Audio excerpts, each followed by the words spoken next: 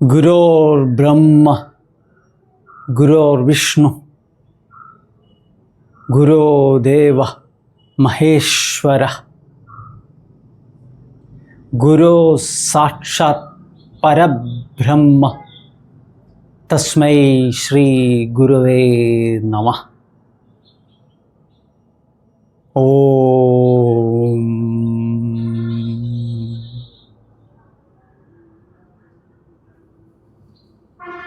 അക്ഷരാർത്ഥത്തിൻ്റെ ഇന്നത്തെ അതിപ്രധാനമായ പദവിശദീകരണം ഗുരുവാണ്. ഗുരു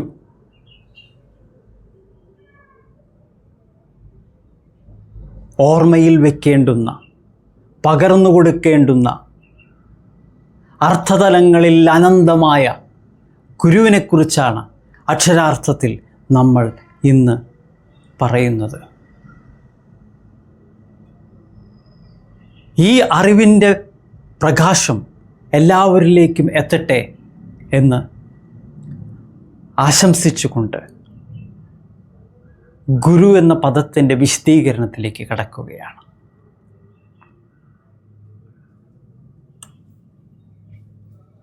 ഗുരു, ഗുരു.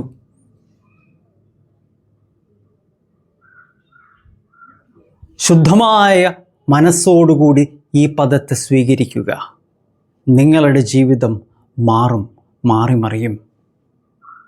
അനന്തമായ ജ്ഞാനത്തിലേക്കുള്ള വഴിയാണ്, പദമാണ് ഗുരു എന്നുള്ളത്. ഗു എന്ന് പറഞ്ഞാൽ അത് ഇരുട്ടാണ്, തമസ്സാണ്, കൃഷ്ണം. ഗു എന്ന് പറഞ്ഞാൽ ഇരുട്ടാണ്, തമസ്സാണ്, കൃഷ്ണമാണ്. അപ്പോൾ രു എന്ന് പറഞ്ഞാലോ? രു എന്ന് പറഞ്ഞാൽ അത് പ്രകാശമാണ്,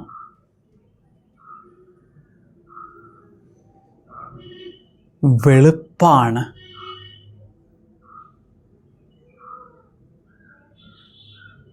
പകലാണ്.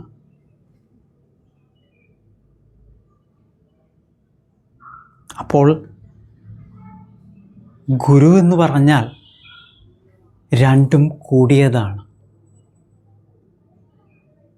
ഇരുട്ടും പ്രകാശവും ചേർന്നതാണ് ഗുരു. അർദ്ധനാരീശ്വരനാണ് ഗുരു. ശിവനും ശക്തിയും ചേർന്നതാണ് ഗുരു. ഇരുട്ടും വെളിച്ചവും ഉള്ളതാണ് ഗുരു.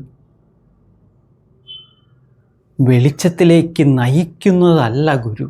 നമ്മളെ തെറ്റിദ്ധരിപ്പിച്ചിട്ടുള്ള ഒരു വിശദീകരണമാണത്. ഇരുട്ടിൽ നിന്ന് പ്രകാശത്തിലേക്ക് കടക്കുന്നതാണ് ഗുരു ചെയ്യുന്ന കാര്യം. ഇരുട്ടുണ്ടെങ്കിലേ വെളിച്ചമുള്ളൂ. ഭാരതീയ ദർശനങ്ങളിൽ ഏറ്റവും ഉദാത്തമായ ദർശനങ്ങളിൽ ഒന്നാണ് ഈ പറയുന്നത്. തം സോമാം ജ്യോതിർഗമയ, തം സോമാം ജ്യോതിർഗമയ. തം, തമസ്, തമസ്സിൽ നിന്ന് ജ്യോതി നിർഗമിക്കുന്നു, പ്രകാശം പരക്കുന്നു. ഇരുട്ടിൽ നിന്ന് പ്രകാശമുണ്ടാകുന്നു, ഉത്പന്നമാകുന്നു. രാത്രിയിൽ നിന്ന് പകലുണ്ടാകുന്നു. ഭാരതീയ തത്വസംഹിത നിങ്ങളെ പഠിപ്പിക്കുന്നത് അതാണ്. ഗുരു രണ്ടും കൂടിയത് ഒന്നല്ല, പക്ഷെ അദ്വൈതം. രണ്ടല്ലാത്തത്, ഏകമായത്, അക്ഷരമായത്, അദ്വൈതമാകുന്നത്, അതാണ് ഗുരു. തമസില്ലാതെ വെളിച്ചമില്ല. രാത്രിയുടെ കനപ്പിനനുസരിച്ച് പ്രകാശത്തിൻ്റെ തീവ്രതയേറുന്നു. ഭാരതീയ ശാസ്ത്രങ്ങൾ ഉച്ചസ്ഥരം പറയുന്നതാണ്, വിളിച്ചു പറയുന്നതാണത്. രാത്രിയുടെ കനം എത്രയുണ്ടോ അതിനനുസരിച്ച് പകലിൻ്റെ തീഷ്ണത അത്രയ്ക്കും ആയിരിക്കും. ഭാരതീയ ശാസ്ത്രങ്ങൾ ലക്ഷക്കണക്കിന് വർഷങ്ങൾക്ക് മുമ്പ് പറഞ്ഞിട്ടുള്ളതാണ്. തം സോമാം ജ്യോതിർഗമയ. പ്രകാശം ഇരുട്ടിൽ നിന്നുണ്ടാകുന്നു. തം, ഇരുട്ടിൽ നിന്ന് പ്രകാശം പുറത്തേക്ക് ഗമിക്കുന്നു. ഓംകാരമാകുന്ന ശിവനിൽ നിന്ന് ശക്തി ഈ പ്രപഞ്ചം മുഴുവൻ നിറയുന്നു. പ്രകാശം മുഴുവൻ ഈ പ്രപഞ്ചത്തിൽ നിറയുന്നു ശിവനാകുന്ന തമ്മിൽ നിന്ന്. രാത്രിയിൽ നിന്ന്. രാ എന്ന് പറഞ്ഞാൽ ശിവൻ എന്നാണ് അർത്ഥം. രാ അക്ഷരാർത്ഥത്തിൽ രാജാവിൻ്റെ വിശദീകരണത്തിൽ നമ്മൾ പറഞ്ഞിട്ടുണ്ടത്. രാജ എന്ന് പറഞ്ഞാൽ രാത്രിയിൽ നിന്ന് ജനിക്കുന്നവൻ. രാത്രിയിൽ നിന്ന് ജനിക്കുന്നവൻ. ആകുന്ന ജ്ഞാനമാകുന്ന ശിവനിൽ നിന്ന് ജനിക്കുന്നവനാണ് രാജ. ജനിക്കുന്നത്. ജ്ഞാനമാകുന്ന, പൂർണ്ണമായ ജ്ഞാനമാകുന്ന ശിവനിൽ നിന്ന്, അദ്വൈതമാകുന്ന പരമശിവനിൽ നിന്ന്, രാത്രിയിൽ നിന്ന്, തമ്മിൽ നിന്ന് ജനിക്കുന്നവനാണ് രാജ. അവൻ ജ്ഞാനിയാണ്. ഭാരതത്തിലെ രാജാക്കന്മാരെല്ലാം ജ്ഞാനികളായിരുന്നു. തം സോമാം. ആ തമസാകുന്ന രാജാക്കന്മാരിൽ പ്രധാനിയായി നിങ്ങളെല്ലാവരും അറിയുന്ന ആളാണ് വിക്രമാദിത്യൻ. ആ വിക്രമാദിത്യത്തിൻ്റെ സദസ്സിലെ നവരത്നങ്ങളെക്കുറിച്ച് നിങ്ങൾക്കറിയാം. നവം ശിവനുമായി ബന്ധപ്പെട്ടിരിക്കുന്നതാണ്. അതും നിങ്ങൾക്കറിയാം. 9 ശിവനുമായി ബന്ധപ്പെട്ടിരിക്കുന്നതാണ്. 9 കഴിഞ്ഞാൽ ഏറ്റവും വലിയ സംഖ്യ എന്ന് പറയുന്നത് ഒറ്റ സംഖ്യ 9 ശിവതലം തലം 9. 9 തലം. ആ രാത്രിയിൽ നിന്ന് ഗുവിൽ നിന്ന് രു അഥവാ പ്രകാശം അഥവാ ശക്തി അഥവാ അർത്ഥം അഥവാ ധനം ഉണ്ടാകുന്നു. പ്രാണനുണ്ടാകുന്നു. ആദ്യം നമ്മൾ തുടങ്ങി. എല്ലാതും അതിൽ അടങ്ങിയിരിക്കുന്നു. ആ ശ്ലോകത്തിൽ അടങ്ങിയിരിക്കുന്നു. ബ്രഹ്മ വിഷ്ണു മഹേശ്വരന്മാർ അടങ്ങിയിരിക്കുന്ന